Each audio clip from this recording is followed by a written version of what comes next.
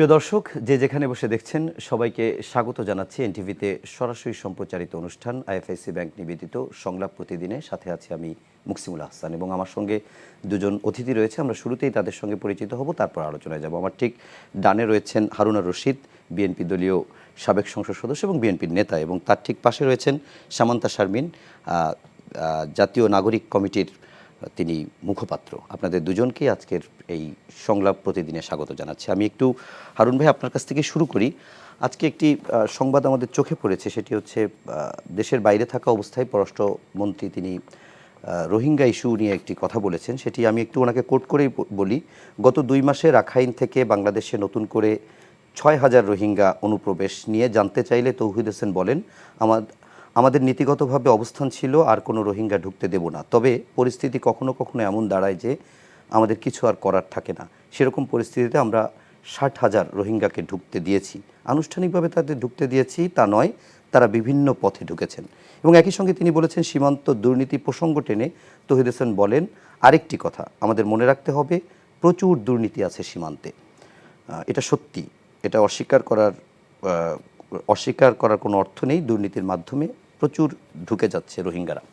আমি এই রোহিঙ্গার প্রসঙ্গ টেনেই যদি একটু বলি যে এর আগে আমরা যখনই যে কোনো উপদেষ্টাকে কিংবা সরকারের কর্তা ব্যক্তিদের কাছে জানতে চেয়েছি যে আওয়ামী লীগের বড় বড় নেতা বা সরকারের উচ্চপদস্থ কর্মকর্তা কিংবা মন্ত্রী তারা কিভাবে দেশের বাইরে চলে গেলেন, তারা বিভিন্ন সময় বলেছেন এটি 5 থেকে 8 আগস্টের ভিতরে গিয়েছে। কিন্তু কখনো কখনো দেখা যায় যে পরবর্তীতেও গেছে। এবং এই যে সীমান্ত বাহিনীকেই বলছেন ওনার ভাষ্যমতে যে বেশ দুর্নীতিগ্রস্ত। আমার প্রশ্নটি এখানে যে এটি তো 2 মাসের চিত্রের কথা উনি বলছেন, তো 2 মাসে 60,000 রোহিঙ্গা ঢুকে গেল, সীমান্ত বাহিনী বা সীমান্তে যারা দায়িত্ব পালন করে তারা সহযোগিতা করছে, মানে এটি আসলে কিভাবে সম্ভব? আসলে রোহিঙ্গা বাংলাদেশে এখন একটা বড় ধরনের এটা জাতীয় আমাদের সংকট, এবং বেশ কয়েক বছর আগে থেকেই রোহিঙ্গা যেটা মায়ানমারে জাতিগত নিধনের যে অংশ হিসাবে রোহিঙ্গারা ভয়ানক একটা সংকটে পড়ে। তারা জীবন বাঁচানোর লক্ষ্যেই সীমান্ত পার হয়ে বাংলাদেশে আশ্রয় গ্রহণ করে, এবং সেই সময় তাদেরকে আশ্রয় দেওয়া হয়েছিল, এবং এটা জাতীয় এবং আন্তর্জাতিক পর্যায়ে এটার জন্য প্রশংসিত হয়েছে বাংলাদেশ। কিন্তু বাংলাদেশ ছোট্ট একটা দেশ, তাদের ভূমিও খুব ছোট্ট, কিন্তু এদেরকে আশ্রয় দিতে গিয়ে গত 7-8 বছরে বলা যায় যে বিপুল পরিমাণ রোহিঙ্গা বিভিন্ন পথে বাংলাদেশে অনুপ্রবেশ করেছে। সেখানে সীমান্তরক্ষী বাহিনী, কোস্টগার্ড যারা রয়েছে, আমাদের বার্মার সীমান্ত খুব ছোট, কাজ করার পরেও এই রোহিঙ্গাদের অনুপ্রবেশটা ঠেকাতে পারছে না। আমি মনে করি যে আজকে আমাদের পররাষ্ট্র উপদেষ্টা যেটি বলেছে এটি যথার্থই বলেছে যে সীমান্তে যথেষ্ট অনিয়ম দুর্নীতি আছে, যার ফলশ্রুতিতে সীমান্তে চোরাচালান হোক, মানব পাচার হোক বা অনুপ্রবেশ হোক, এগুলো আজকে নতুন নয়, এগুলো দীর্ঘদিন যাবৎ ঘটে আসছে।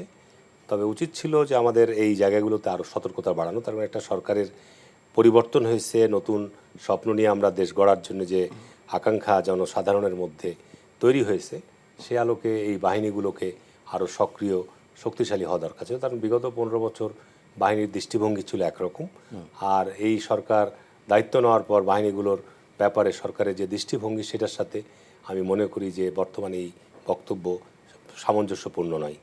এইখানে সীমান্তরক্ষী বাহিনীর কোনো দুর্বলতা আছে কিনা, বা এ ব্যাপারে পররাষ্ট্র উপদেষ্টা আরও পরিষ্কার করতে পারত যে এখানে সীমান্ত দিয়ে শুধু মাদক পাচার হয়, নারী পাচার হয়, বিভিন্ন ধরনের অনিয়ম দুর্ঘটনা এগুলো আছে। আর সীমান্তে এখানে রোহিঙ্গা যদি এইভাবে অনুপ্রবেশ করতেই থাকে, এটা তো আমাদের জন্য এমনি একটা বড় বোঝা হিসেবে দাঁড়িয়েছে। তাহলে এই বোঝা টানা আমাদের জন্য বড় ধরনের সংকট। আমি মনে করি যে আজকে যে মেসেজটি আমাদের পররাষ্ট্র উপদেষ্টা দিয়েছেন, সেই আলোকে আমাদের সীমান্ত রক্ষী বাহিনী, কোস্টগার্ড সহ আরও যারা এই ব্যাপারে দায়িত্বশীল রয়েছে তাদেরকে আরও সতর্কতা অবলম্বন করা দরকার। শুধু অনুপ্রবেশই নয়, এরকম ঘটনাও আছে যে তারা বিভিন্নভাবে এনআইডিও তৈরি করে ফেলছে। অনেকেই এনআইডিও তৈরি করে ফেলেছে। এর সাথেও আমাদের পাসপোর্ট অধিদপ্তরের লোকরাও এই কারাপশনের সাথে জড়িত আছে। স্থানীয় সরকারের যারা ওখানে মানে একেবারে চেয়ারম্যান মেম্বার তারাও সার্টিফিকেট দিচ্ছে হয়তো বা, কিন্তু এই ক্ষেত্রে যে পুলিশ ভেরিফিকেশন লাগে পাসপোর্ট করতে গেলে, তো আমরাই পাসপোর্ট পাই না।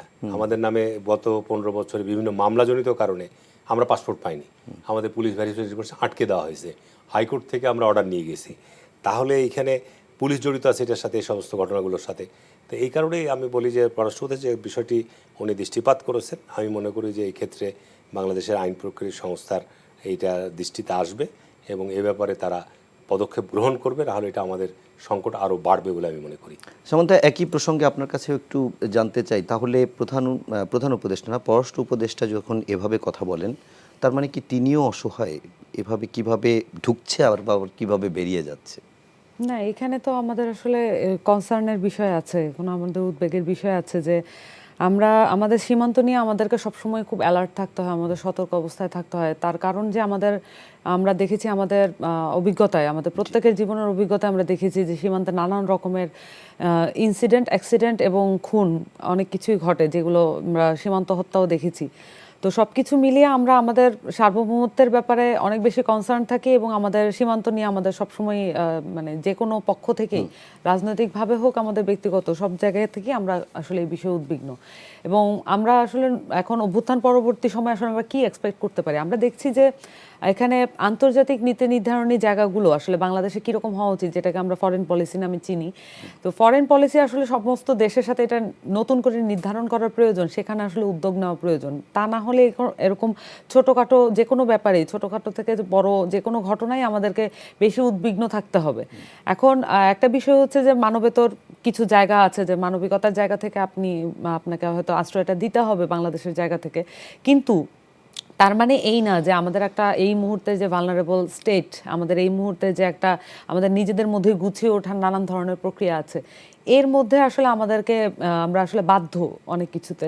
তো আমাদের অবশ্যই ফরেন মিনিস্টার যিনি আছেন তাদেরকে অবশ্যই পুরো মিনিস্ট্রিয়াল জায়গা থেকে, পুরো সচিবালয় থেকে শুরু করে সব জায়গা থেকে তাদেরকে আসলে তৎপর হতে হবে যে নতুন ফরেন পলিসি, এই ইন্টারমিডিয়ারি যেই স্টেটটা আমাদের যাচ্ছে, সবার জীবনেই যেটা যাচ্ছে, অন্তর্বর্তীকালীন সরকারের ফরেন পলিসি কি হবে, প্রত্যেকটা দেশের সাথে আসলে কি মাত্রায় আমরা যোগাযোগ করব এবং সেই সাথে সবগুলো স্টেক হোল্ডার, ফরেন যতগুলো স্টেক হোল্ডার আছে সবার সাথে আমাদের যোগাযোগটা এবং তা আমাদের আসলে মতামত গ্রহণযোগ্যতা কোনটা কতটুকু হবে, এই জিনিসগুলো ঠিক করার ব্যাপার আছে। তো এটা আমার কাছে মনে হয় যে অবিলম্বে আসলে পররাষ্ট্র মন্ত্রণালয়কে একটা সুদৃষ্টি দেওয়া উচিত এই দিকটাতে। আচ্ছা, একই সঙ্গে আপনার কাছে আমি আরেকটি প্রশ্ন করি, সেটি হচ্ছে নিশ্চয়ই আপনি নিজেও এই ভোগান্তির শিকার হয়েছেন। আজকে রাজধানী জুড়ে তীব্র যানজট এবং রাজধানীর বিভিন্ন জায়গায় আন্দোলন। আমরা শাহবাগে দেখেছি যে বিএসএমএমইউ, তারপরে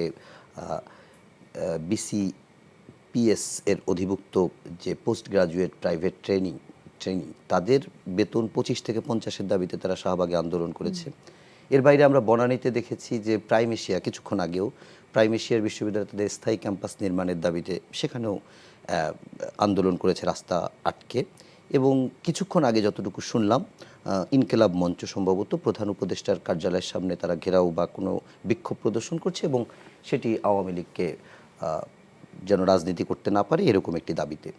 আমার প্রশ্নের জায়গাটি হচ্ছে এরকম যে 5 আগস্টে তো অনেকগুলো আন্দোলনের একটা অভ্যুত্থান হয়ে সরকার পরিবর্তন হলো। প্রধান উপদেষ্টাও বিভিন্ন সময় বলছেন যে মানুষের ক্ষোভগুলো পুঞ্জীবিত ক্ষোভের বহিঃপ্রকাশই হচ্ছে, কিন্তু এই পুঞ্জীবিত ক্ষোভের বহিঃপ্রকাশ কবে বন্ধ হবে? আপনারা যেহেতু সরকারের সঙ্গে আছেন, আবার সরকারের সমালোচনাও করছেন, প্রেশার ক্রিয়েট গ্রুপ হিসেবে কাজও করছেন, আপনি কি মনে করেন যে আন্দোলনগুলো কীভাবে চলার মধ্য দিয়ে সমাধান হবে, নাকি এর ভেতর দিয়ে কোনো অস্থিতিশীলতাও তৈরি হতে পারে? না, একটা বিষয় হচ্ছে যে আমাদের মানে এই ধরনের আন্দোলন করার অভিজ্ঞতা আমাদের, যেমন আগের রেজিমে, হাসিনা রেজিমে আমাদের যে অভিজ্ঞতা আছে যে এই রেজিমের যে কোনো কিছুর বিরোধিতা করতে গেলে আমাদেরকে নানান ধরনের জেল জুলুম, হয়রানি এবং গুম খুন অনেক কিছুর মধ্যে দিয়ে আমাদের একটা সামষ্টিক অভিজ্ঞতা আছে সবারই। কিন্তু এই মুহূর্তে আসলে মানুষের এটা আমাদের মানতেই হবে যে বাংলাদেশের আসলে এটা কোনো স্বাভাবিক রাষ্ট্র গঠন প্রক্রিয়ার মধ্যে দিয়ে এটা যায়নি। তো নানান ধরনের এখানে আশা আকাঙ্ক্ষার অভাব আছে এবং এখানে প্রক্রিয়াগত অনেক ধরনের ত্রুটি আছে, ভুল আছে এবং আমাদের যেহেতু ব্রিটিশ এবং পাকিস্তান আমলের যেই ভগ্নাংশ, সেই ভগ্নাংশ দিয়ে এই মুহূর্তে আসলে আমাদের স্টেটটা ফাংশন করছে এবং এখানে কোনো ধরনের রাষ্ট্রিক প্রতিষ্ঠান ওভাবে আসলে কাজ করে না। তো এই সব কিছু মিলে আসলে একটা পরিস্থিতি আছে বাংলাদেশে, এটা অস্বীকার করার কোনো উপায় নেই। এবং যারা আসলে দাবিগুলো তুলছেন এবং বেশিরভাগ ক্ষেত্রে আমরা যতদূর জানি এই দাবিগুলো বেশিরভাগ ক্ষেত্রেই যৌক্তিক থাকে, কিছু কিছু আবার এখানে উস্কানি ব্যাপারও থাকে এবং কিছু কিছু ক্ষেত্রে হয়তো ইনস্টিগেটরের ভূমিকা পালন করে, কিন্তু বেশিরভাগ ক্ষেত্রে এগুলো মানুষের অনেক দিনের সমস্যা এবং বিভিন্ন ডাক্তার যে বিষয়গুলো বললেন এই বিষয়গুলো খুবই একেবারে যৌক্তিক বিষয় এবং আসলে কতটুকু বেতন হলে একটা মানুষের সংসার চালানো সম্ভব এই জিনিসগুলো আসলে ডাক্তারদের জায়গাগুলো, শিক্ষকদের জায়গাগুলো, আমরা এর আগেও প্রাইমারি শিক্ষকদের সাথে মিলে আমরা দাবিগুলো উত্থাপন করেছি। শিক্ষকদের জায়গা, ডাক্তারদের জায়গা, এগুলো খুবই বেসিক। একটা রাষ্ট্রে যদি এই মানুষগুলোকে আমরা সিকিউর করতে না পারি, আপনার তাদের জীবন ধারণ থেকে শুরু করে এবং তাদের বেতন কাঠামো সব কিছু মিলিয়ে যদি সিকিউর করা না যায়, বরঞ্চ তারা যদি দিনের পর দিন নিপীড়নের শিকার হয়, এটা আমাদেরকেই রাষ্ট্র হিসেবে আসলে পিছিয়ে দেবে। তো সব কিছু মিলিয়ে আমার কাছে মনে হয় যে আমাদের যে সংগঠনগত জায়গা, আমরা যে কোনো দাবির সাথে একাত্ম পোষণ করি এবং অবশ্যই সেগুলো যৌক্তিক যদি হয় সেটার সাথে আমাদের অবস্থান থাকবে। কিন্তু সেক্ষেত্রে আমাদের আরেকটা পজিশন আছে যে সেই সাথে যে আমাদের অনেক ধরনের আশা আকাঙ্ক্ষা একই সাথে জমা হয়েছে। তো আমাদেরকে একই সাথে যেমন দাবিগুলো জানাতে হবে এবং সেই সাথে আমরা যেহেতু দায়িত্বের রাজনীতির কথা বলছি এই মুহূর্তে, মানে বাংলাদেশের পুনর্গঠনের জন্য আসলে সকলকে ওই রেসপন্সিবিলিটি নিতে হবে।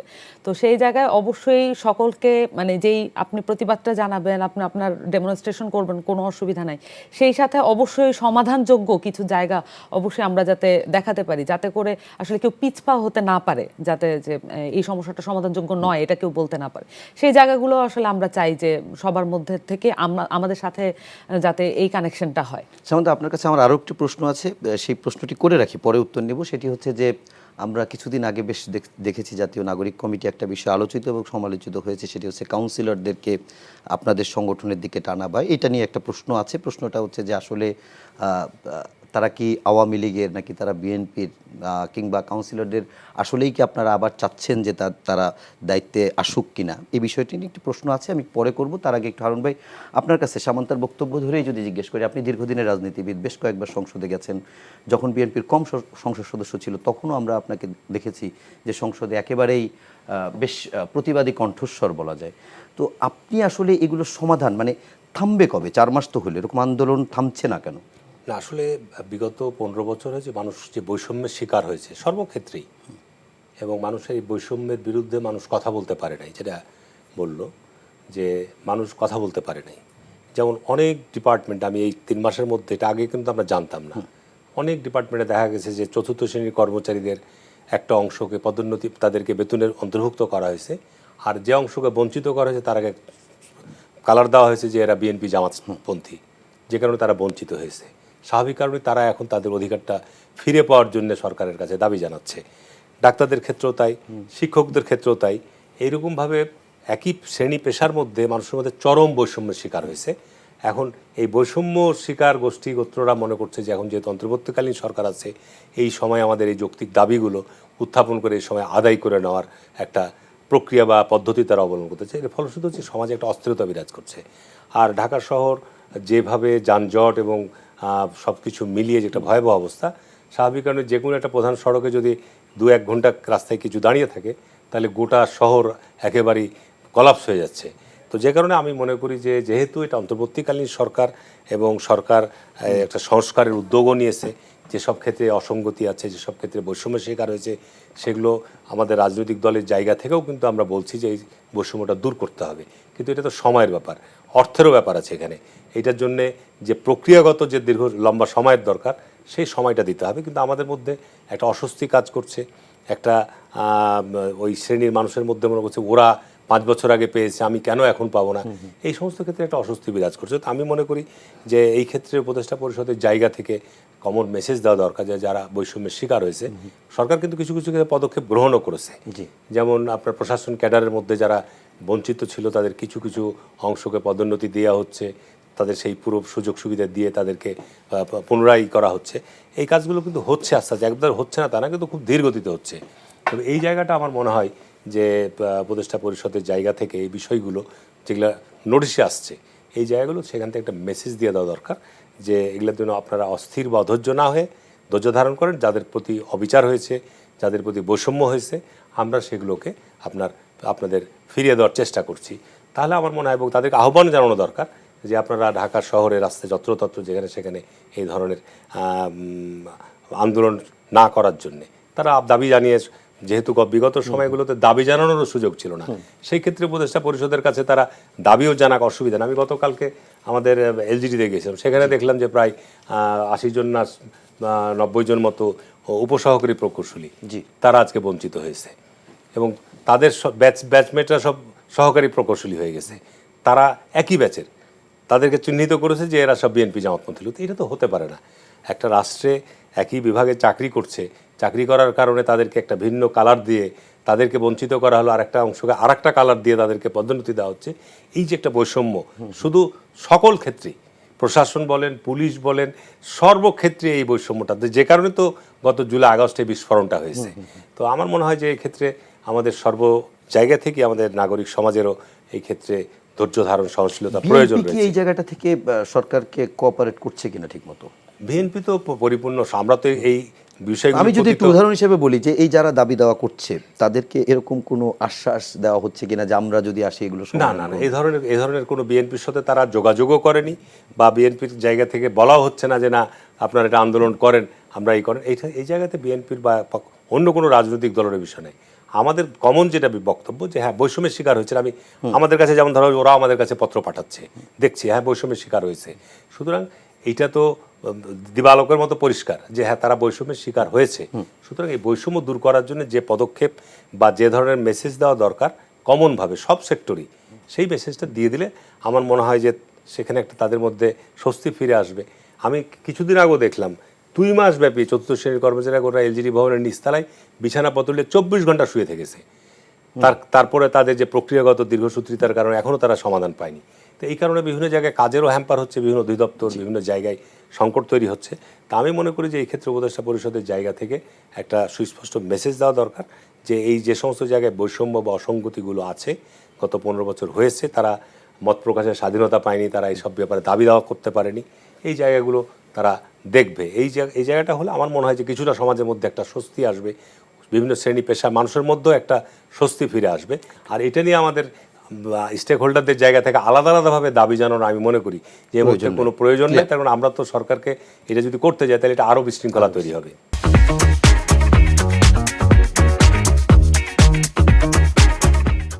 সামান্তা, আপনার কাছে যদি এভাবে বলি যে বৈষম্য বিরোধী বৈষম্য বিরোধী শিক্ষার্থীদের অভিভাবক সংগঠনও বলা হয়, কখনো কখনো আপনাদের আলাদা একটি প্ল্যাটফর্ম হিসাবেও আপনারা সরকারকে এক ধরনের যেমন সহযোগিতাও করবেন, ঠিক তেমনি তাদের সমালোচনাও করবেন, সেরকম একটি নীতিগত জায়গা থেকে আপনারা আসছেন। এবং সম্প্রতি আমরা শুনেছি হয়তো 2 মাসের ভেতরে আপনারা একটা রাজনৈতিক দল হিসেবে আপনারা আত্মপ্রকাশ করতে পারেন।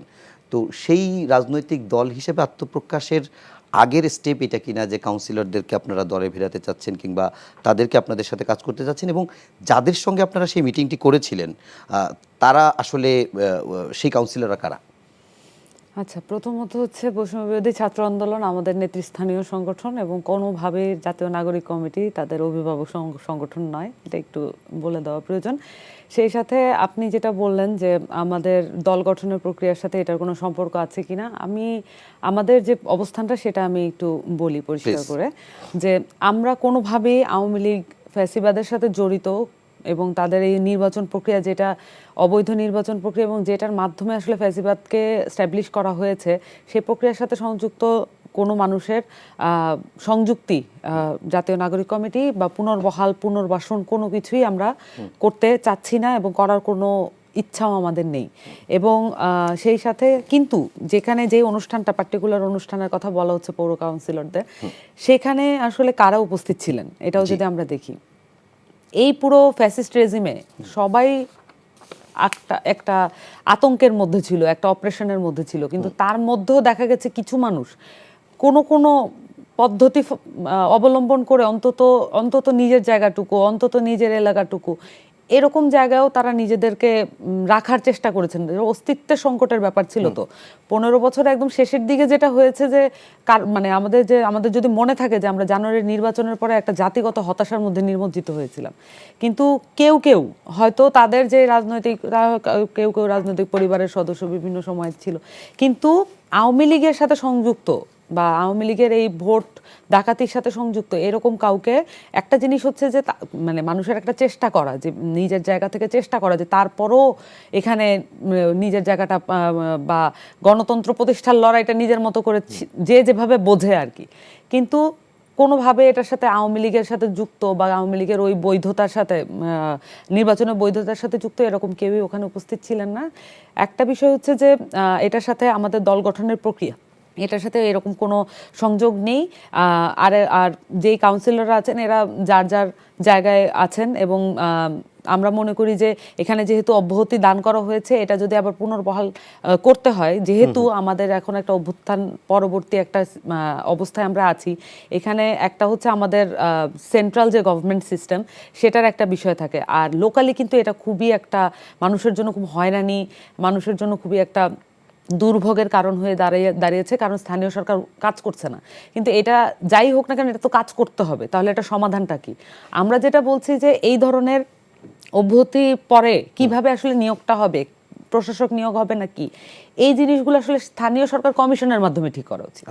কারণ এটার একটা ডিউ প্রসেস আছে এবং এটার একটা লজিক্যাল প্রসেস থাকতে হবে, আদারওয়াইজ এটা আসলে এখান থেকে একজন ওখান থেকে অবশ্যই সময় সাপেক্ষ এবং সময়টা নেওয়া উচিত।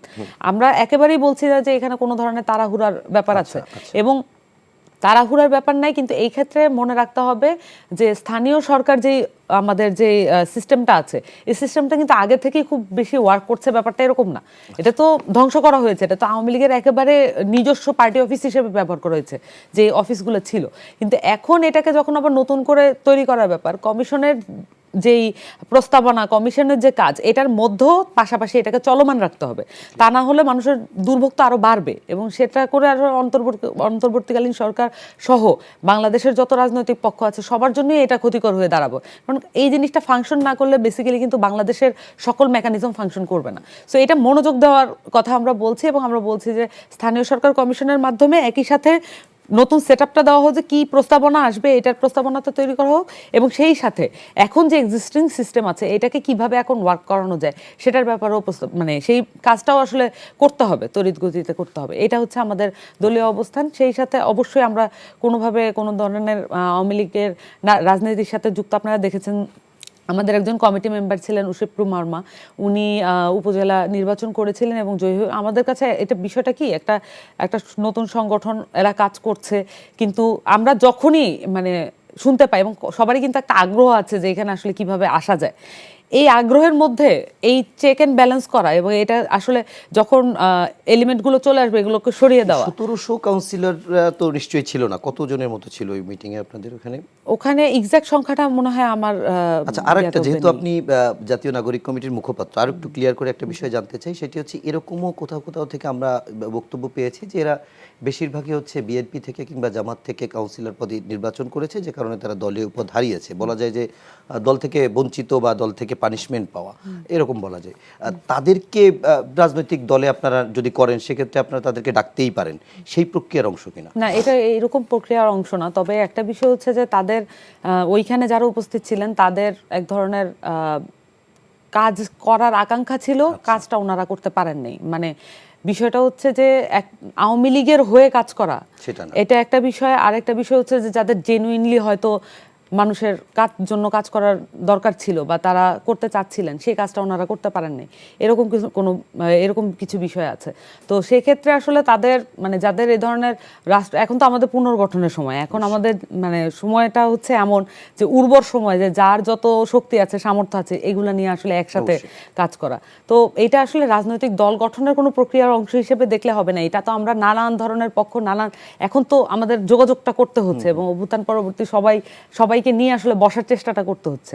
তো এই প্রক্রিয়ার অংশ হিসেবে আপনি দেখতে পারেন, কিন্তু এটা রাজনৈতিক দল গঠনের প্রক্রিয়ার সাথে। রাজনৈতিক দল গঠন নিয়েও আপনার কাছে সময় থাকলে একটু জানতে চাবো। তার আগে হারুন ভাই, আপনার কাছে একটু অন্য প্রসঙ্গে যাই, সেটি হচ্ছে এর আগে আপনি নিশ্চয়ই শুনেছেন যে গত মঙ্গলবার 9টি প্রকল্পে 80,000 কোটি টাকা অনিয়ম এবং দুর্নীতির অভিযোগে সাবেক প্রধানমন্ত্রী শেখ হাসিনা, তার ছেলে সজীব ওয়াজেদ জয়, তার বোন শেখ রেহানা এবং তার মেয়ে টিউলিপ, তাদের নামে একটি অভিযোগ দুর্নীতি দমন কমিশনে হয়েছে। তার ভিত্তিতে তারা অনুসন্ধান করতে গেছে, এবং আজকে যেটি সংবাদে দেখছি যে শেখ হাসিনা তার ছেলে সজীব ওয়াজেদ জয়ের বিরুদ্ধে যুক্তরাজ্য এবং যুক্তরাষ্ট্রে 300 মিলিয়ন মার্কিন ডলার পাচারের অভিযোগে অনুসন্ধান শুরু করেছে দুদক। আমি একটু প্রশ্ন যদি এভাবে করি যে আমরা এরকম অনেক জায়গা থেকে অর্থ পাচার হয়েছে শুনেছি। এর আগে আমরা চট্টগ্রামের একজন সাবেক সংসদ সদস্য, তাকে আমরা শুনেছি 300-র উপরে তার লন্ডনে বিলাসবহুল বাড়ি রয়েছে, দুবাইতে রয়েছে। এভাবে বিভিন্নভাবে অর্থ যেগুলো পাচার হয়ে গেছে, এটি সম্পর্কে টিআইবি পরিচালক, দুর্নীতি ব্যবস্থা সংস্কার কমিশনের যিনি প্রধান ইফতেখারুজ্জামান, তিনিও বলেছেন যে এটি সহসাই ফিরে আনা সম্ভব, কিন্তু সহসাই সম্ভব না। আসলে আমরা গেছে ফিরে আসা সম্ভব কিনা? না, ফিরে আসার জন্য তো আপনার আমাদের প্রচেষ্টা উদ্যোগ থাকতে হবে। রাজনৈতিক বক্তব্য দিয়ে এখান থেকে বেরিয়ে যাওয়ার কোনো সুযোগ আছে বলে মনে করি না। গত জুলাই আগস্টের যে মধ্য দিয়ে মানুষের যে প্রত্যাশা আকাঙ্ক্ষা, যে বাংলাদেশে গত 15 বছর যে ভয়াবহ যে দুর্নীতি হয়েছে, এটা তো কোনো অস্বীকার করার কোনো জায়গা নাই। একেবারে সাবেক প্রধানমন্ত্রী শেখ হাসিনা থেকে শুরু করে তার পরিবারের সদস্যবর্গ থেকে শুরু করে মন্ত্রিপরিষদের সদস্য, এমপিরা, আওয়ামী লীগের পাতি নেতারাও, ইভেন শেখ হাসিনার বাড়ির কর্মচারীও 400 কোটি ব্যাপক ব্যাপক ব্যাপক দুর্নীতির সাথে জড়িত। এখন দুর্নীতি দমন কমিশন নতুনভাবে পুনর্গঠিত হয়েছে এবং ইতিমধ্যে তারা কাজও শুরু করেছে। এবং আমি মনে করি যে এগুলো রাজনৈতিক হয়রানির উদ্দেশ্যে বিগত সময় বিরোধী দলকে যেভাবে দুর্নীতি দমন কমিশন ব্যবহার করা হয়েছে, সেটা যেন না হয়। তার কারণ এখন একেবারেই মানে যে সাম্প্রতিক ঘটনাবলীর মধ্য থেকে এর তথ্য ডিজিটাল প্রযুক্তি যুগের মাধ্যমে সব কিছু পাওয়া যাবে। সুতরাং এটার ব্যাপারে শক্ত পদক্ষেপ গ্রহণ করা, আইনের যদি কোনো সংশোধন করতে হয়, পরিবর্তন করতে হয়, সেগুলোও দরকার হলে পরিবর্তন করে টাকা ফিরিয়ে নিয়ে আসা এবং এই সমস্ত অপরাধীদের বিরুদ্ধে যথাযথ আইনি ব্যবস্থা গ্রহণ করা খুবই প্রয়োজন। এটা জাতি প্রত্যাশা করছে। আর তার আগে যে আলোচনাটা হচ্ছিল, এটা আমি একটু বলতে চাচ্ছি যে তার কারণ এটা আমি কয়েকদিন আগে শুনলাম, এটা আমাদের কাছে খুবই উদ্বেগের বিষয়। তার কারণ বাংলাদেশে আমার রাজনীতির বয়স প্রায় 40-45 বছর হয়েছে। আমরা জেনারেল এরশাদকেও দেখেছি যে উনি ছাত্র জীবন থেকে রাজনীতি করে জেনারেল এরশাদ ক্ষমতা দখল করে আপনার কিংস পার্টি গঠন করে পরে 9 বছর ক্ষমতায় থেকেছে এবং তাকে ক্ষমতা থেকে সরাতে আমাদের বহু সংগ্রাম করতে হয়েছে, প্রাণ দিতে হয়েছে। ছাত্র জনতার অভ্যুত্থানের মধ্য দিয়ে তাকে বিদায় হতে হয়েছে। 1/11-এর সময়ও ঠিক একই ঘটনা। ফখরুদ্দিন মঈনুদ্দিনরা 2 বছর ক্ষমতায় ছিল, তারাও কিংস পার্টি গঠন করেছে। আওয়ামী লীগ, বিএনপি বিভিন্ন দল থেকে বিভিন্ন ব্যক্তিদেরকে নিয়ে তারা বিভিন্ন ফোরাম তৈরি করে তারা চেষ্টা অব্যাহত রেখেছিল, সফল হয়নি। পরবর্তী তাদেরকে একটা নির্বাচনে যেতে হয়েছে। আমরা যেটা লক্ষ্য করলাম যে আপনার যারা বিগত সময়ে একেবারে সরাসরি ভোটের নামে যারা প্রহসনের মাধ্যমে সিটি কর্পোরেশন বলেন, পৌরসভা বলেন, উপজেলা পরিষদ বলেন নির্বাচিত হয়েছে, ইভেন যারা এই জুলাই আগস্টের সময় এইসব ব্যক্তিরা সব জনসাধারণের উপর গুলি চালিয়েছে। এরা প্রকাশ্য জনসাধারণের উপর, ছাত্র জনতার উপর আপনার গুলি চালিয়েছে এবং তারা পালিয়ে গেছিল। 5ই আগস্টের পরে তারা পালিয়ে গেছিল, দীর্ঘ সময় ছিল না। যে কারণেই আমাদের পক্ষ থেকে দাবিও ছিল যে কারণ উপজেলা পরিষদ, সিটি কর্পোরেশন এবং পৌরসভাগুলো ভেঙে দেওয়া হয়েছে এবং বর্তমানে যে বিদ্যমান ইউনিয়ন পরিষদ আছে সেখানেও শতকরা 90 থেকে 95 ভাগ বিরাট একটা অংশ, 1/3-এরও বেশি অংশ বিনা ভোটে নির্বাচিত, আর বাকি অংশ ম্যাক্সিমামই তাদেরই সব লোক। যে কারণে এটাও আমাদের দাবি এসেছিল। তবে হ্যাঁ, এখানে একটা প্রশ্ন যেটা বলেছে যে এটা ঠিক যে এই লোকাল গভর্নমেন্ট যদি নির্বাচন আমাদের বিলম্ব হয় তাহলে এই প্রতিষ্ঠানগুলো তো চালু রাখতে হবে। তো আজকে যদি এই প্রতিষ্ঠানগুলো চালু থাকতো, তাদের তো যে ভাতা দেওয়া হতো, আজকে সেই জায়গাতে খুব সহজ পথ, খুবই সহজ পথ। এই জায়গাতে যদি সরকার আপনার অর্ডিন্যান্স জারি করে আইন করে দেয় যে আপনার ওই আজকে উপদেষ্টা পরিষদ দ্বারা দেশ চলছে, ঠিক একটা ওই স্থানীয় সরকারের ইউনিয়ন পরিষদ, পৌরসভা, সিটি কর্পোরেশন একটা পরিষদ করে দিলেই হলো, যে ওখানে আপনার একজন প্রশাসক নিয়োগ দিয়ে, কয়েকজন আপনার সদস্য নিয়োগ দিয়ে তারাকে দরকার হলে যদি ভাতা দিতে হয়, ভাতা দিবে সরকার। যতক্ষণ পর্যন্ত আমার নির্বাচন না হচ্ছে তারা এই লোকাল গভর্নমেন্টের যে কাজগুলো আছে, ওই প্রতিষ্ঠানে যে কাজগুলো আছে করতে পারবে। সরকারের সদিচ্ছা থাকতে হবে, কিন্তু এইভাবে অ্যাকচুয়ালি দীর্ঘ সময় শূন্য রাখা যাবে না। সেই সব জায়গাগুলোতে আমার মনে হয়, যে প্রশ্নটি করলেন সেটি হচ্ছে যে কিংস পার্টির যে প্রসঙ্গটি টানলেন, সেইটা ধরেই যদি আপনার কাছে জিজ্ঞেস করি, এই যারা বৈষম্য বিরোধী ছাত্র আন্দোলন করেছে বা এই অভ্যুত্থানে যারা মনে করেন বা যাদের আসলেই বড় একটা স্টেক ছিল, তারা নতুন রাজনৈতিক দল করলে বিএনপি কি সেটিকে স্বাগত জানাবে না?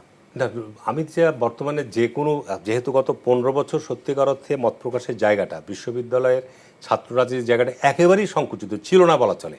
সুতরাং মানুষের মধ্যে, ছাত্র সমাজের মধ্যেও কিন্তু একটা দেশপ্রেম বলেন, দেশের দায়িত্ববোধ বলেন বা রাজনীতির প্রতি একটা আগ্রহ তৈরি হয়েছে। এটা আমাদের জন্য, দেশের জন্য কল্যাণকর, মঙ্গলজনক। অবশ্যই দেশের তরুণরাই তো দেশে পরিবর্তন নিয়ে এসছে।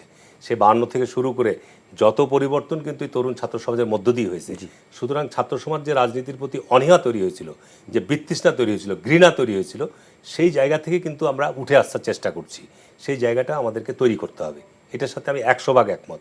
কিন্তু যদি আপনার আজকের অন্তর্বর্তীকালীন সরকারের ছত্রছায়ায় বা তাদের আপনার ব্যাকআপে যদি আপনার কেউ নতুন সংগঠনে আত্মপ্রকাশ করতে যায়, সেই ক্ষেত্রে কিন্তু আমাদের জায়গা থেকে আপত্তি হবে এই কারণেই যে আমরা তো অন্তর্বর্তীকালীন সরকারকে এই দায়িত্ব দিয়ে সরকার বসানো হয়নি বা সমর্থন আমরা দিব। এতে হলে দেশের মধ্যে মানে সরকারের প্রতি যে আস্থা, সরকারের প্রতি যে বিশ্বাস, সেটা নষ্ট হবে এবং এতে সংকট বাড়বে, সংকট কমবে না। ওকে,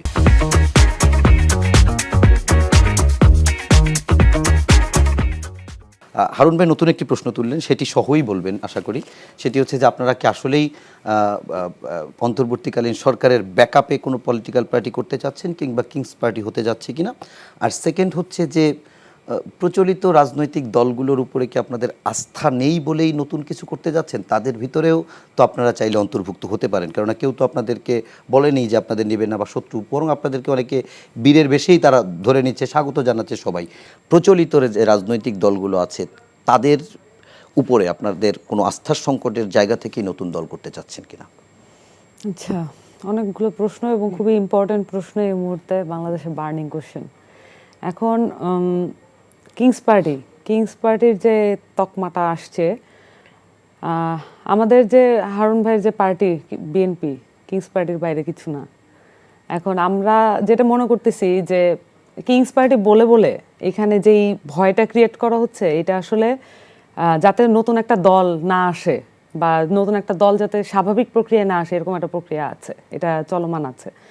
তো নতুন একটা দল আসতেছে, নতুন নেতৃত্ব দল আসতেছে, এবং যেহেতু এক্সিস্টিং দলগুলোতে আসলে তরুণ নেতৃত্ব ওভাবে অ্যাপ্রিসিয়েট করা হয় না এবং তাদের মধ্যে কিছু বঞ্চনার ব্যাপার আছে। এখন যেহেতু তরুণ নেতৃত্বের দলের কথা আমরা বলছি, তখন এটা ডেফিনেটলি একটা কন্ট্রাডিকশন ক্রিয়েট করে with the existing political system and party. And যেটা আমি সাথে একটু বলতে চাই যে এখানে কাউন্সিলরদের ব্যাপারে যেটা বলা হলো, যে আমরা তো এটাও দেখেছি যে আসলে ভাইস মহাসচিবের সাইনে একটা সুপারিশপত্র যাচ্ছে অ্যান্ড এভরিথিং। এবং আমরা যে যদি বলি যে সরকারের সবচাইতে বেশি অংশ আসলে কারা পাচ্ছে, এখানেও আসলে ওই পার্টিটার নামই আসবে, বিএনপির নাম আসবে। এখানে ওনারা আছেন, বিভিন্ন জায়গায় ওনারা আছেন, এবং ওনারা আসলে যতই বলেন না কেন যে ওনারা আসলে মানে এটার মধ্যে ওনারা নাই, কিন্তু ওনারা বিভিন্ন জায়গায় আমরা গেলেই দেখি যে ভিসিটা বিএনপির, মানে সচিবালয়ে যারা সচিবটা বিএনপির, ওনারা তো আছেন ওনারা। এবং আমরা মনে করি যে ওনারা থাকবেন, এটা অসুবিধা কোনো কিছু নাই। আমাদের আসলে রাষ্ট্র পুনর্গঠন আমাদের মেইন টার্গেট। সো রাষ্ট্র পুনর্গঠনে আসলে যাকে আমরা মনে করব সহায়ক, যাকে আমরা দেখব যে অভ্যুত্থানের পক্ষে উনি স্পিরিট নিয়ে কাজ করছেন, it's well enough, good enough, আমাদের কোনো প্রবলেম নাই। এখন কিন্তু এটা যে ভয় একটা ক্রিয়েট করা হচ্ছে যে কিংস পার্টি আসছে, কিন্তু মানে যখন বলা হয় এই তকমাটা, কিন্তু যখন কনসার্নগুলো বলা হয়, কনসার্নগুলোর কোনো সুনির্দিষ্ট কোনো কনসার্ন নাই। এটা একটা মানে জুজুর ভয়ের মতো একটা বিষয়। কিন্তু সুনির্দিষ্ট যদি কনসার্ন থাকে তাহলে আমরা আলাপ করতে পারি, কারণ আমরা আসলে আর কতদিন আসলে এই জুজুর ভয়ের যেই সংস্কৃতিটা আছে পুরনো রাজনৈতিক বন্দোবস্তের মধ্যে পড়ে। তো যখন বলি নতুন রাজনৈতিক বন্দোবস্ত, তাহলে আমাদেরকে একটু সুনির্দিষ্টভাবে কথা বলা বেশি মনে হয় মানে আমাদের জন্য সামনের দিনে রাজনীতি করতে মানে আমাদের জন্য ভালো হবে। আর এক্সিস্টিং পলিটিক্যাল পার্টি নিয়ে আপনি যেটা বললেন, এখন আমাদের একটা বাংলাদেশের একটা বড় সংকট আছে, যে এখানে যেহেতু এটা আসলে বাংলাদেশের একটা ঐতিহাসিক মানে ভুলের সাথে এটা সম্পর্কিত, যে বাংলাদেশে বাইনারি ওয়ার্কস, বাংলাদেশে আপনার যে কোনো ধরনের বাইনারি ক্রিয়েট করতে পারলে এখানে মানে রাজনীতি করতে সুবিধা হয় এবং শোষণ করতে সুবিধা হয়। তো এখানে আওয়ামী লীগ বিএনপি আসলে ওভাবে প্রায়র পলিটিক্যাল পার্টিস ছিল। তো আমরা তো আসলে মনে করছি যে এইভাবে আসলে একটা স্টেট ফাংশন করে না। বাইনারির মধ্যে দিয়ে যেটা হয় যে একবার একজন ক্ষমতা, আরেকবার আরেকজন ক্ষমতা, বা ভাইস ভার্সা, ব্যাপারটা এভাবে হয়। কিন্তু আমরা চাচ্ছি যে পুরো আমাদের যে পলিটিক্যাল এক্সপিরিয়েন্স, সামষ্টিক যত এক্সপিরিয়েন্স আছে, এইটা চেঞ্জ করতে যাচ্ছি। কেন চেঞ্জ করতে যাচ্ছি? বাংলাদেশকে আসলে মানে আন্তর্জাতিকভাবে কোনোভাবে নোটিসেবল না। বাংলাদেশের ভিতরে লোকাল পলিটিক্স আমরা একজন আরেকজনকে মানে পিছিয়ে দিয়ে এগিয়ে দিয়ে নানানভাবে আমরা আমাদের আখের হয়তো গুছাতে পারবো, কিন্তু অ্যাজ এ হোল বাংলাদেশকে অ্যাজ এ স্টেট এটাকে এমনভাবে রিপ্রেজেন্ট করা, এমনভাবে বিশ্ববাসীর সামনে তুলে ধরা, এরকম কোনো সিস্টেমে আমরা যেতে পারছি না। এটা আমাদের এই অভ্যন্তরীণ রাজনৈতিক সংকটের কারণেই এটা আমরা আসলে ওই জায়গায় যেতে পারছি না। আমরা এটাকে উতরাতে চাচ্ছি। আমাদের নতুন পলিটিক্যাল শক্তি যেটাই আসুক না কেন সামনের দিনে, সেটাকে আমরা বলছি যে আপনাদেরকে অবশ্যই সকল ধর্ম মত এবং সকল পক্ষকে একসাথে নিয়ে কাজ করতে হবে, সেই সাথে এটাকে উতরে যেতে হবে। একসাথে নিয়ে কাজ করার মাধ্যমে এটা কিন্তু মানে কোনো পলিটিক্যাল পার্টিতে আমরা আজ পর্যন্ত দেখি না যে সকল মতকে অ্যাকুমুলেট করার চেষ্টা। এটা কি সম্ভব? হ্যাঁ, এটা কঠিন। সম্ভব কি? আমরা তো অনেক অসম্ভব, আমরা তো মনেই করি নাই হাসিনাকে, মানে আগস্টে হাসিনা যাচ্ছে, আমরা এরকম তো ভাবি নাই, অনেক কিছুই ভাবি নাই। কিন্তু আমাদের কথা হচ্ছে যে কোনটা প্রয়োজন বাংলাদেশের জন্য। হয়তো এটা 1 বছর লাগতে পারে, 2 বছর লাগতে পারে, বা এটা আপনি 10 বছর মেয়াদে আপনি পরিকল্পনা গ্রহণ করেন, কিন্তু বাংলাদেশের জন্য অ্যাজ এ স্টেট যদি প্রয়োজন হয় তাহলে এটার জন্য আমরা ফাইট করবো। আরেকটা জিনিস একটু এই প্রসঙ্গটা একটু তাহলে ক্লিয়ার হতো, সেটা হচ্ছে হারুন ভাই যে প্রসঙ্গটি টানলেন যে আপনারা সরকারের একটা ব্যাকআপ নিয়েই যদি একটা দল গঠন করেন তাহলে নির্বাচনেও আপনারা ফ্যাসিলিটেট হওয়ার সুযোগ থাকবে, এবং সেক্ষেত্রে ইলেকশনও অনেকটা পক্ষপাত দুষ্ট হয়ে যেতে পারে এবং সেভাবে আপনারা ক্ষমতায় আসতে পারেন। But as a student of political science আমি যদি আপনার কাছে জিজ্ঞেস করি যে ক্ষমতার ভেতরে থেকে রাজনৈতিক দল করলে সেই পলিটিক্যাল পার্টি সাস্টেইনেবল হয় কিনা? দেখুন, আপনি যদি দেখেন যেখানে আমরা ক্ষমতার ভেতর থেকে পলিটিক্যাল পার্টি করছি, এরকম কোনো সম্মতি তো আমরা কোনো কিছু দেইনি। এখন ক্ষমতা কোনটা কতটুকু, আমি এটাই বললাম, সুনির্দিষ্ট হলে একটা আলাপ করতে হয় যে মানে একটা আরেকটু সুনির্দিষ্ট করি যে ধরেন আসিফ মাহমুদ, মাহফুজ এবং আপনার নাহিদ ইসলাম, তারা 3 জন অ্যাডভাইজার আছেন। আরও বিভিন্ন পদে আপনাদের যারা আছে তারা আমি ধরলাম তারা মন্ত্রী বা এই লেভেলে না। যখন আপনারা রাজনৈতিক দল করবেন তখন এরা কি পদত্যাগ করে আসবেন, এদের বাদ দিয়ে করবেন? আচ্ছা, এটা সুনির্দিষ্ট হলো, এটা আমার মনে হয় যে হারুন ভাইয়ের মনে পয়েন্ট ঠিক এটা ছিল না, মানে আমার কাছে আপনার যেটা হ্যাঁ আমার কাছে এটা মনে হয়েছে তাই।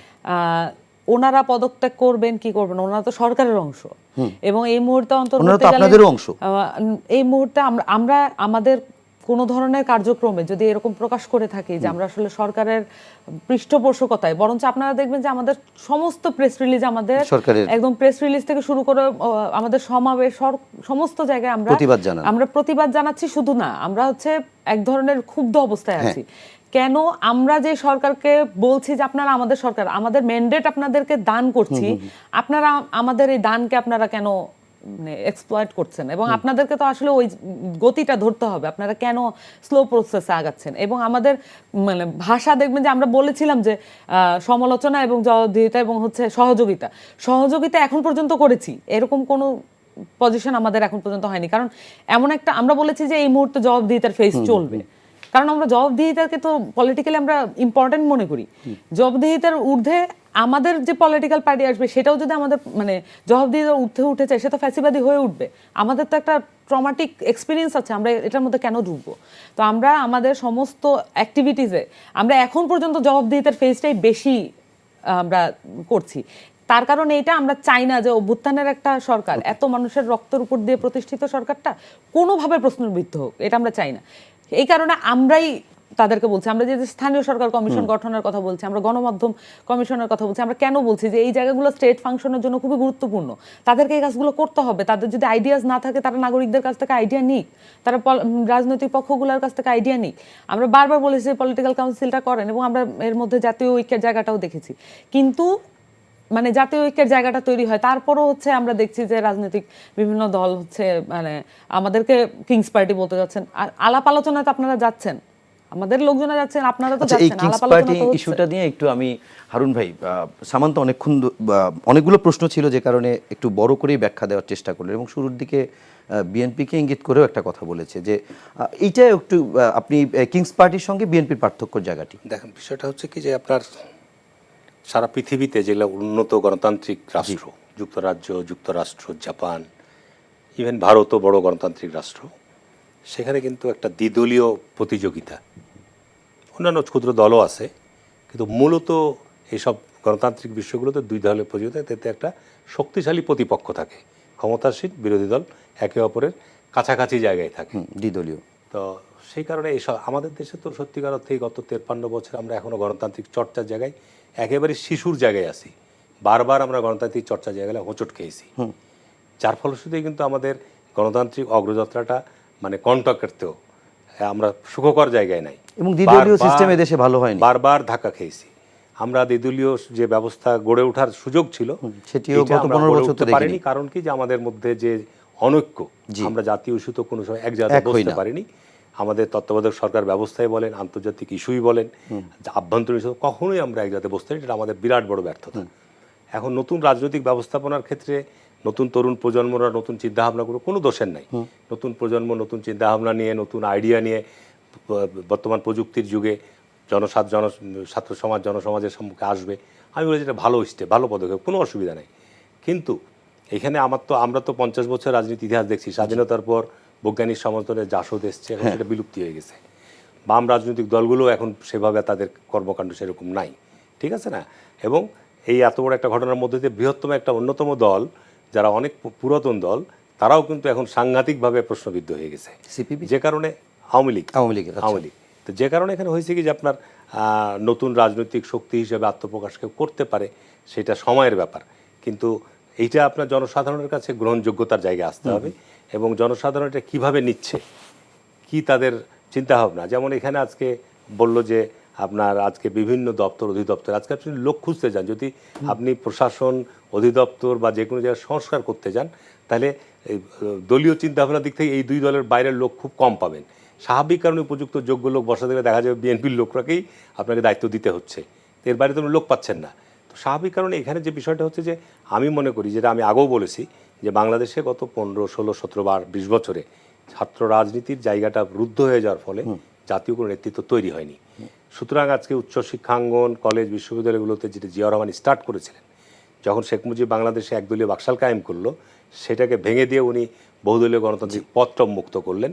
এবং জিয়া রহমানের সময়ই ছাত্র সংসদ নির্বাচন শুরু হয়েছে, এবং 90-80 দশক পর্যন্ত সারা বাংলাদেশ ছাত্র সংসদ শান্তিপূর্ণ নির্বাচন হয়েছে। সেই সময় কিছু ছাত্র নেতৃত্ব তৈরি হয়েছে, জাতীয় নেতৃত্ব তৈরি হয়েছে।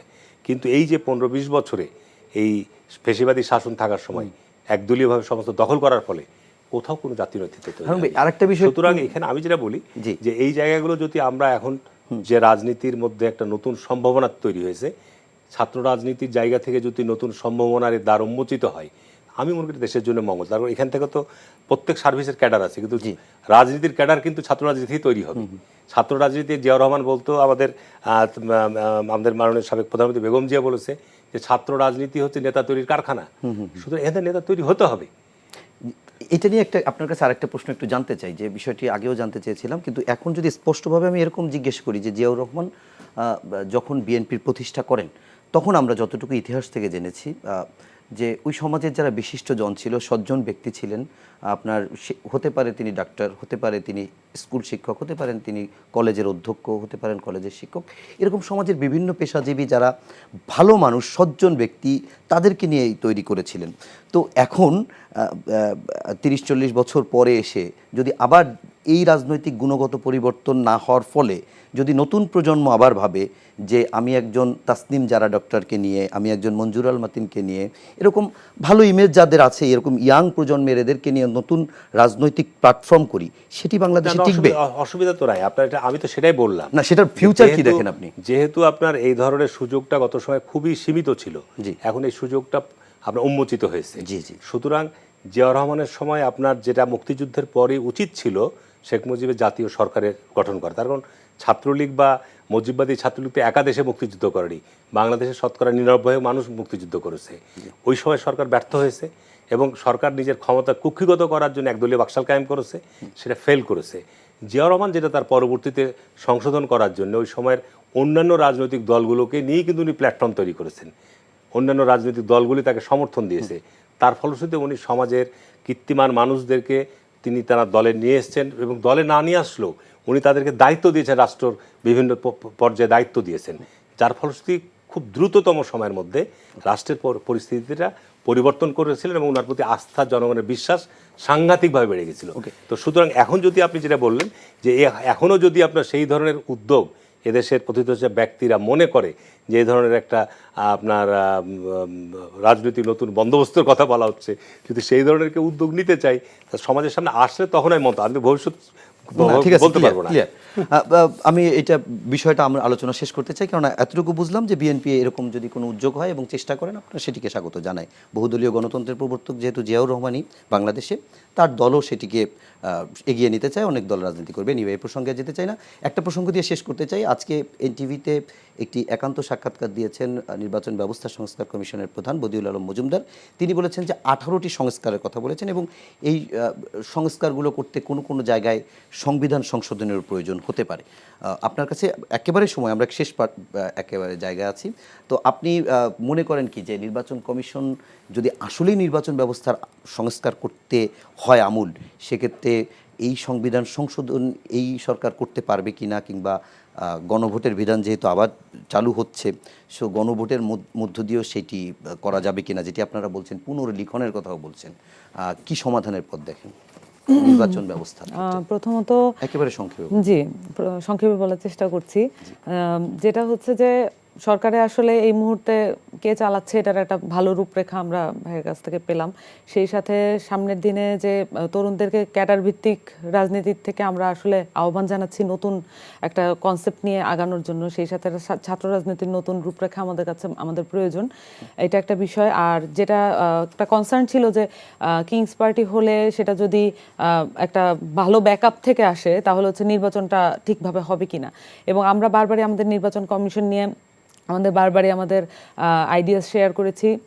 আমরা মনে করি যে এখানে 18 বছরে যদি কেউ, আমরা সংবিধানও এটা ইনক্লুড করতে বলেছি, যে 18 বছরে যদি কেউ ভোট দিতে পারে তাকে মনোনয়ন দেওয়া উচিত বা তাকে নির্বাচনে পার্টিসিপেট করতে দেওয়া উচিত। তো এগুলো করলে আসলে একটা রিসাফল হয়, এগুলো একটা গুরুত্বপূর্ণ পার্ট নতুনভাবে চিন্তা করার জন্য।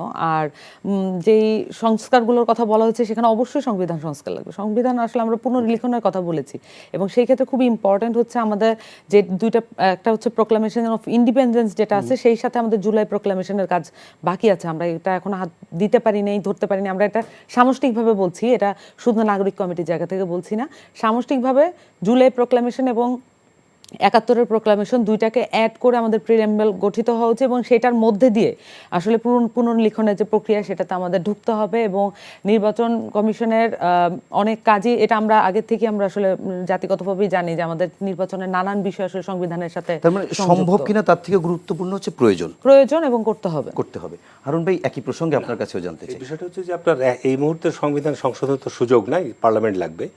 নির্বাচন কমিশন সংস্কারের জন্য যে প্রস্তাবটা তৈরি করেছে, এটা এই যেসব প্রস্তাবগুলো বিবেচনার যোগ্য, জাতীয় ঐকমত্যের প্রয়োজন আছে, সেখানে রাজনৈতিক দলগুলোর সাথে বসে যেটা যেটা প্রয়োজন সেটার ব্যাপারে সরকার অর্ডিন্যান্স জারি করলেই আইনে পরিণত হয়ে যাবে, সে অনুযায়ী পদক্ষেপ নেওয়া যাবে। এটা খুব সহজ পথ।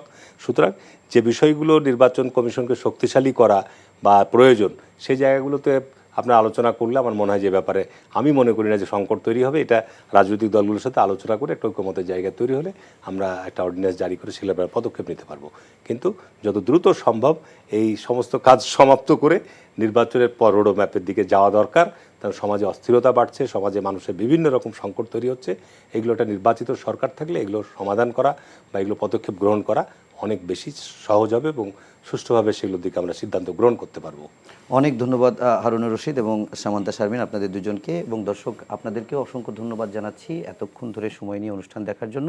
আমরা শেষ করার আগে শুধু এতটুকু বলবো যে গণতান্ত্রিক রাষ্ট্রে সরকার নির্ধারণের ক্ষেত্রে নির্বাচন যেমন একটি খুবই গুরুত্বপূর্ণ এবং প্রধান একটি প্রক্রিয়া, ঠিক তেমনি রাষ্ট্রের ক্ষেত্রে গোটা রাষ্ট্রকে যদি গণতান্ত্রিক করতে হয় তাহলে রাষ্ট্রের কাঠামোগত বেশ কিছু জায়গায় সংস্কার, সেগুলোও প্রয়োজন।